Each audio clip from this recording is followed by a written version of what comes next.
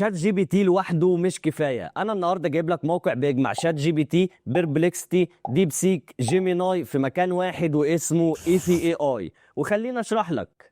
السلام عليكم صديقي المصمم. في البدايه ما ننساش اخواتنا ودعواتنا ليهم بالنصر والفرج القريب ان شاء الله. وسريعا كده لو فتحنا جوجل وكتبنا اي سي اي اي هيطلع لنا الموقع اللي قدامكم ده. الموقع ده فيه فاست سيرش وديب سيرش. احنا هنستخدم الديب سيرش، وزي ما انتم شايفين قدامكم المودلز اللي الموقع بيشتغل بيها. هنيجي على السيرش وهنكتب اي موضوع احنا عايزين معلومات عنه. انا مثلا هكتب تاثير الالوان في التصميم الجرافيكي، الموضوع اللي اتكلمنا عليه قبل كده في فيديو فات. هتلاقي على طول كل المودلز بدات تشتغل وتجمع الداتا، وبعد ما يخلصوا مش بس هتلاقي شرح مفصل عن الموضوع، لا انت هتلاقي صور توضيحيه ورسم بياني وفيديوهات تشرح الموضوع بتاعك بشكل مفصل. وتحت خالص هتلاقي كل المصادر اللي المعلومات اللي فوق دي منها. والاهم من كل ده انك تقدر تحمل الملف ده بي دي اف على موبايلك يفضل معاك على طول. والموقع ده بيدي لك 10 محاولات كل شهر فري، وبعد كده بتضطر تدفع اشتراك.